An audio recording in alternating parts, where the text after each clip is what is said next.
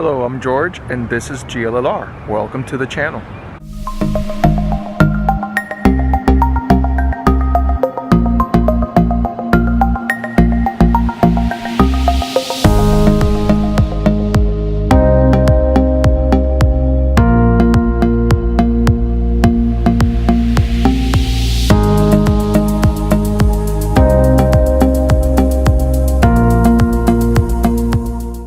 In this GLLR car talk video, we're going to be talking Chevy Colorado.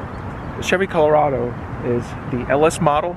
It is the model that comes, it is the second most basic model. There's a work truck model, and then there's this one. The work truck model is the one that you get if all you need is 4 wheels and an engine and absolutely nothing else.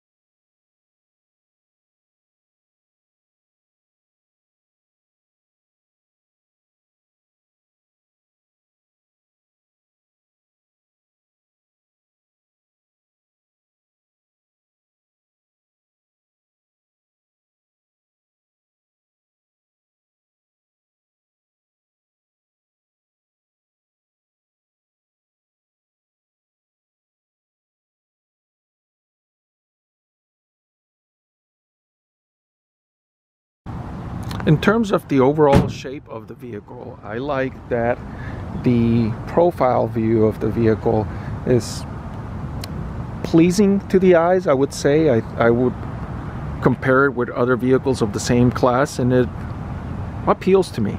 I think that as a vehicle, as a truck, that if you begin to add options like the step bar and put some nicer wheels or bigger tires, and you begin to maybe get a combination of colors, put a bed liner, and you start adding some accessories, it could really look like a very nice vehicle. So this, for being the LT trim, it is an appealing looking truck. Maybe not my preferred color. The silver color, in my view, is a very generic color. I put it on a lot of vehicles nowadays. I would probably look for something different than that. Another thing to point out is, in terms of the length, this vehicle's length for being a mid-sized truck is adequate. What is interesting to note is if you look from this angle, this vehicle is actually pretty narrow. If you're used to driving a full-size truck and you know how wide they can get, and obviously this is not going to be that same width, but it is narrow in the sense that when you drive it, and we will go for a ride in a little bit, we will see if that has any effect into the driving experience. A few things to point out. So rims basic for this kind, not the larger size wheels. As you can see, that this is also common on the Chevy trucks, even the full-size truck. It has the step little wedge here where you can use that to aid when you're stepping up. On both sides you get those, and the spare is kept right beneath. There was the back right under the bed. Let's take a look at the interior, starting with the back seat space. So if you look at the back seat, it's just enough for folks to go in shorter trips, and for those folks get a little bit of trouble getting up here. I am sitting behind myself, and as you can see, being 5'10", I'm already got my knees right up against the back of this. More designed for shorter trips and designed for maybe somewhat shorter people if they're going to be comfortable over here. And what you find back here is a couple of USB connectors, and you have a 12-volt connector there, a small cubby hole in the front, and then back here you do have a middle section where, although someone could sit in there, again, that would be nice if it had a handle or a small sling to pull out. You can get this center armrest area when you don't have a passenger in the middle, a couple of cup holders in here, and then the headrest. I do like that it does have the button to make the adjustment, so if you need to flip them down for the driver to be able to see back and not have an obstruction. When there's no one sitting, you can do that as well. Dome light and a couple of retractable handles on each side right here. In terms of the height for headspace, looking at where I'm sitting here, again, for me, I do have a little bit of clearance, maybe about 3 or 4 inches, and being 5'10", it does have a very upright feel to it. Something interesting to point out is, since this one does not have a step bar, the ground clearance is still fairly high. In fact, compared the height of a Dodge Ram 1500, and it's about the same height, like right below the knee height, to be able to step up. So again, and then the other thing is this vehicle doesn't have a grab handle, so for the driver, is just best way is just to step over and grab onto the steering wheel to get on. And again, looking at the interior, the materials are they're hard plastics. I wouldn't expect anything different than that, being that this vehicle is a very basic model. It does have a leather wrap steering wheel, and the places where there is a softer material will be the center console has a little bit softer rubber material when you can put your elbow, as well as the armrest. The corner of the armrest is a little bit softer. Again, don't expect much for this type of vehicle, but it gets it done. The other thing I would point out is the distance of this armrest. It is recessed a little further back, so when you are resting your arm, that is all fine and dandy if you get your arm off of the wheel. But if I move to grab the steering wheel, then my elbow is off of there, so I cannot really drive with my elbow on there, not unless this steering wheel were to move towards me, if it were telescoping, but it's not.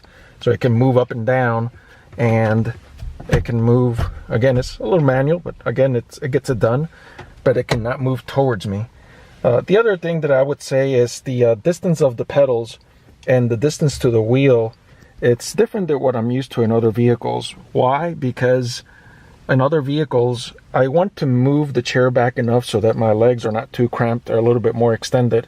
But then the steering wheel is a little bit far away from my arms. And again, I may be splitting hairs, but this is just something that it's not ideal. So what I need to do is I'd rather be more comfortable in my arms than my legs, so I end up moving the chair a little bit closer.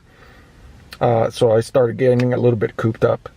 So that's one of my key pet peeves about this vehicle. The infotainment system, it is an 8-inch screen with touch controls, and is the type of screen that is more modern for today's standards. Very clear big buttons, with the icons that are color coded, and as you touch one of those, it lights up, and it's very responsive. I would have to say that I'm quite pleased with it. The Apple CarPlay and Android Auto capabilities add a level of freshness to it as you get to display your phone's apps onto the screen. The controls are big for AC and both the temperature and the fan speeds and airflow that you can control. Again, is very easy to get to. You can get to it very quickly, as well as your tow light and the traction control buttons, as well as hazards over there. 2 cup holders, 2 USB connectors, as well as a 12-volt connector back there. Here in the center console, there normally would be a connector, but it looks like it's a blank switch. It looks like it's an option for some of the higher end models. The seats are cloth material, and although it's not my first choice, if you're looking for something that is inexpensive, this will do.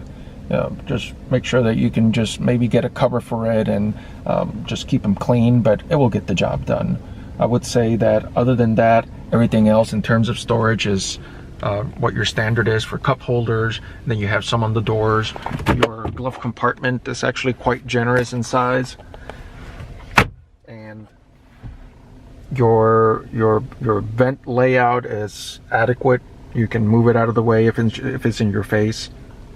Up on top, you have an OnStar controls on your rear view mirror, and a storage area for your glasses. And then you have your dome lights, as well as the light, how you want to control it, whether it is when the vehicle opens the door or not.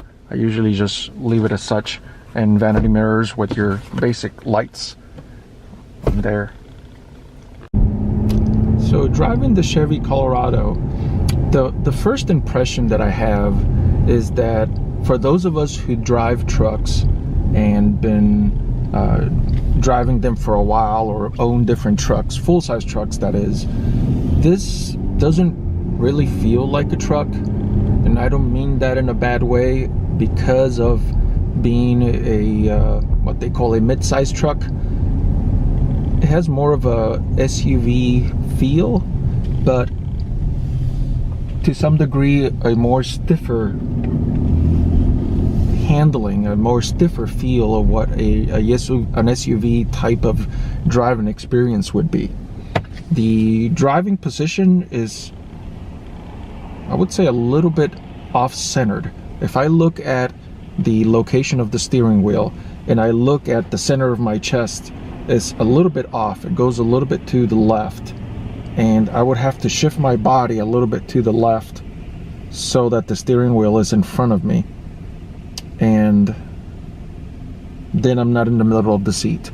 So again, maybe splitting hairs here, but that's an interesting design flaw, I would say, that that happens here. The other thing that is interesting is the accelerator and the brake are slightly more to the left than what I would normally expect from any other vehicle.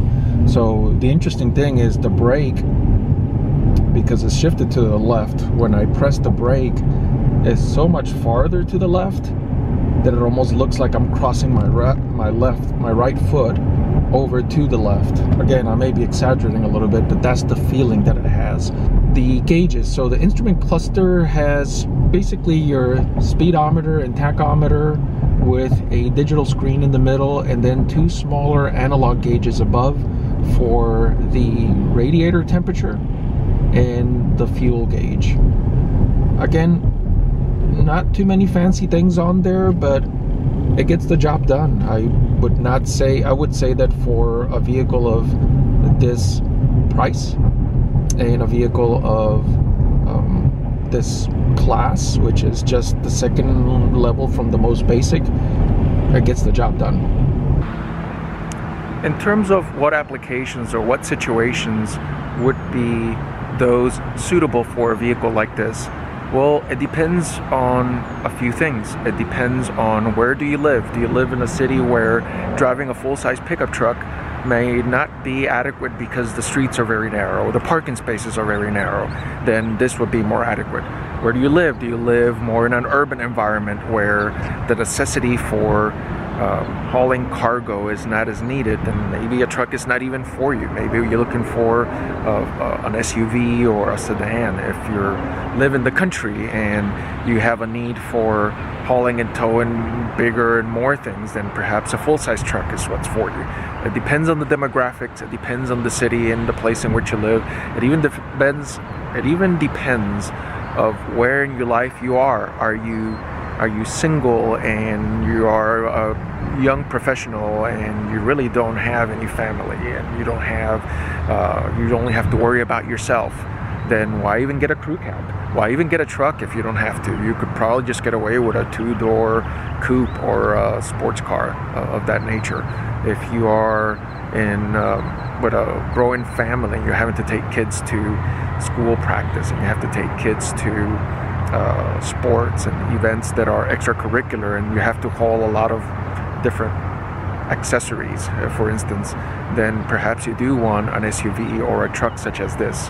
If you are in a stage in your life where now the kids have moved away and now you get to be maybe selfish again and not have to worry about passengers, you can go back to a sports car if you had one before, or maybe just get a single cab pickup truck if you still need to haul stuff. Again, it depends on a case-by-case basis. But if you do have the luxury of having more than one vehicle, may I say one of them should at least be a truck. So what are my thoughts on this Chevy Colorado LT?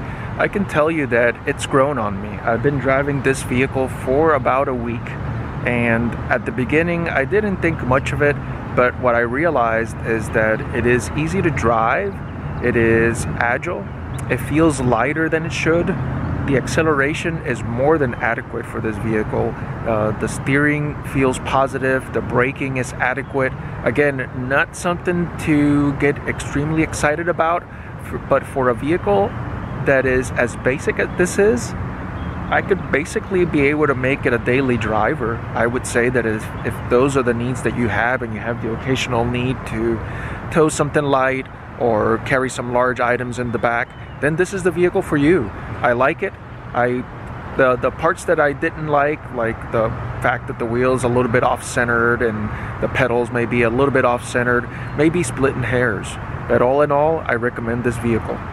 I am George, this is GLLR Cars, and as always, drive safe.